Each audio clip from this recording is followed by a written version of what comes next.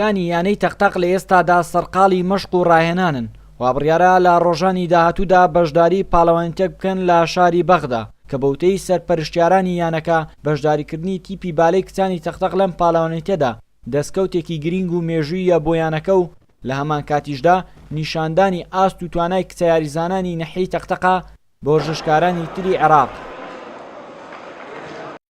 ئێستا بۆ یەکەم جارە لە مێژووی ناحیەی تەقتەقا و شاری تەقتەقا لە سەرجەم بەشەکان بۆ یەکەم جارە ئێمە بەشی بالەی کچان بەشداری بکەین لە پاڵەوانیتێک لەسەر ئاستی عێراق بۆ کچان. ئێمە هیچ بەشێکمان تا ئێستا بەشداری نەکردووە لە پاڵەوانەتی عێراق، بەڵام خۆشبەختانە ئەم هەلەمان بۆ ڕەخسا ئێمە بەشداری بکەین. ئامانزمان لەم بەشداریکردنە سێ ئامانزمان هەیە. ئامانجی یەکەممان ئەوەیە بتوانین ناحیەکەمان و تیپەکەمان و یانەکەمان بە کۆمەڵی خەڵکی دەرەوەی کوردستان بە عێراق ئاشنا بکەین و ئاشنایەتێک پیا بکەین لەگەڵ یانەکانی تری عێراق. نزیکەی 17 ڕۆژ دەست بەکار بین وەکو یانەی وەرزشی ستافی نوێی تەقتەق و ئامانزمان بەرەو پێشچوونی وەرزشە لە شاری تەقتەق و بۆ سەرخستنی و یانەی وەرزشی تەقتەق ئێستا بەشداری بتوڵێکی عێراقمان کردووە لەسەر ئاستی 14 یانە بەشدارن تێدا کە هەتا ئێستا نە پارێزگای هەولێر نە پارێزگای دهۆک هیچیان بەشداری ئەو بتوڵیان نەکردی. ئێمە وەکو تیپی بالەی کچانی تەقتەق بەشداری ئەو خولەمان کردیە. کچە یاریزانانی تیپەکەش ڕای دەگەێنن سەر ڕای ئەو قەیرانە دارایی بەرۆکی یانەکەی گرتووە ئەوان بەردەوامن لە مەشق و ڕاهێنانەکانیان لە هەمان کاتیشدا خۆشحاڵن کە بەشداری خولێک دەکەن کەوا بڕیارە لە شاری بەغدا بەڕێوە بچێت.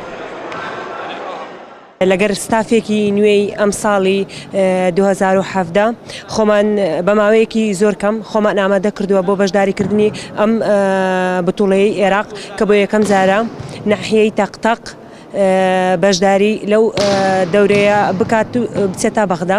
دەستمان کردووە بۆ مەشق و ڕاهێنان ڕۆژانە مەشقەکانی خۆمان ئەنجامین.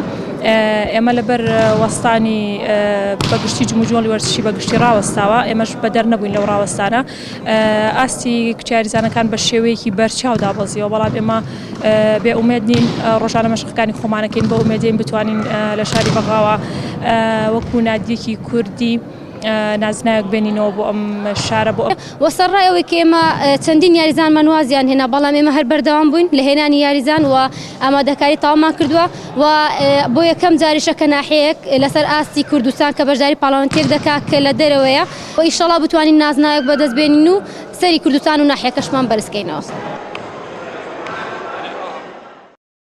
خولی بالەی کچانی یانەکانی عێراق لە 16 ئەم مانگە لە بەغدای پایتەخت دەست پێ دەکات. لەم خولەدا 14 بەشداری کردووە. بەشی بالەی کچان یانی وەرشی تەقتەق لە ساڵی 1997ەوە دروست کراوە، لەو ساوا هەر بەنایابی ماوەتەوە. ئەوەی کە جێگای خۆشحاڵی یانی وەرشی تەقتەق و شاری تەقتەقە وا بڕیارە لە چەند ڕۆژی داهاتوودا بەشداری پاڵەوانێتێک بکات لە بەغدای پایتەخت. ئامان جومعە گەلی کوردستان نەحیەی تەقتەق.